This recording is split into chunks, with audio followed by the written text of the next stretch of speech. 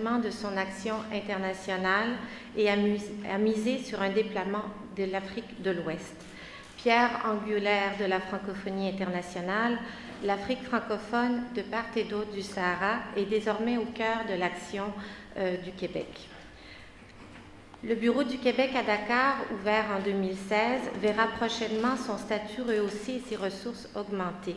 Nouveau jalon important de notre engagement auprès de nos partenaires africains, la ministre des Relations internationales et de la francophonie du Québec, Mme Christine Saint-Pierre, a signé la semaine dernière, ici à Abidjan, avec le ministre des Affaires étrangères et de la République de Côte d'Ivoire, l'entente d'établissement du Bureau du Québec à Abidjan.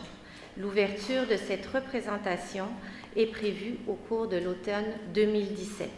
Son rôle sera d'œuvrer au développement de liens forts avec les autorités politiques et institutions ivoiriennes, ainsi que d'appuyer les efforts des entreprises québécoises dans leurs projets. Le Québec souhaite être partenaire du développement économique des pays de l'Afrique de l'Ouest, dont la Côte d'Ivoire.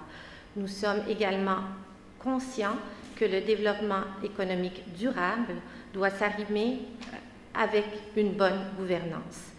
S'inscrivant dans l'esprit de la déclaration de Dakar, adoptée lors du sommet de la francophonie en 2014, le Québec s'est mobilisé en faveur d'une croissance inclusive. Nous comptons continuer à collaborer avec nos amis et partenaires ivoiriens et d'Afrique de l'Ouest dans la mise en place de bonnes pratiques de gestion et dans le partage d'expertise et de formation. Des initiatives conjointes comme cet institut que vous lancez aujourd'hui viennent contribuer à la mise en réseau d'acteurs de la bonne gouvernance économique et financière au nord comme au sud et à faciliter le partage d'expériences porteuses. À cet égard, il est utile de rappeler que de longue date, la francophonie multilatérale appuie l'amélioration de la gouvernance économique. Un exemple est son accompagnement de l'Organisation pour l'harmonisation en Afrique du droit des affaires, l'OHADA. En effet, nous convenons tous que l'harmonisation et l'amélioration des systèmes judiciaires encadrant le monde des affaires représentent un prérequis essentiel au déploiement de réseaux commerciaux pérennes et dynamiques entre les 17 États membres, notamment de l'OHADA. Le Québec a choisi la francophonie comme l'un des leviers privilégiés de son action pour contribuer à l'émergence des pays du Sud. En avril dernier, le gouvernement du Québec lançait d'ailleurs sa nouvelle politique internationale qui consacre la francophonie, l'espace francophone, comme l'une de ses priorités transversales et qui l'engage à contribuer à un monde plus durable, juste et sécuritaire.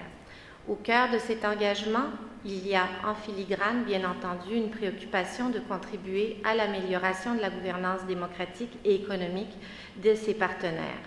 Notre nouvelle politique vise certes la prospérité des Québécois et des Québécoises, toutefois, elle compte accomplir cet objectif dans une approche de partenariat avec des acteurs présents dans les pays de notre espace francophone et ici en Côte d'Ivoire.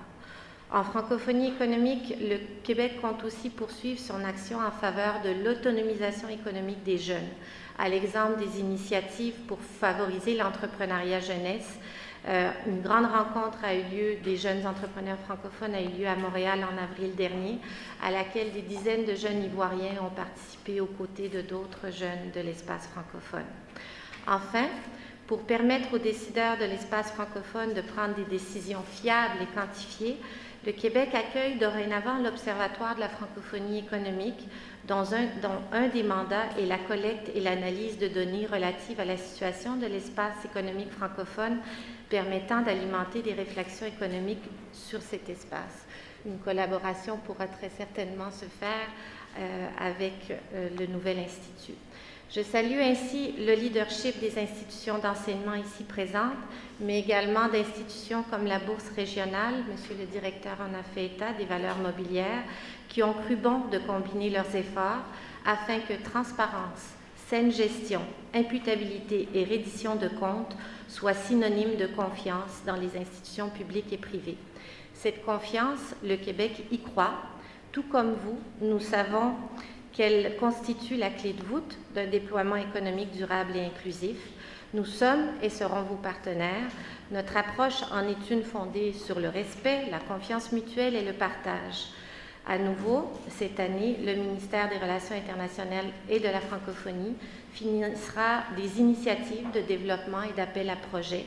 Et un premier appel devrait d'ailleurs se tenir au cours de la prochaine année, suite à l'annonce de notre ouverture du bureau ici à Abidjan.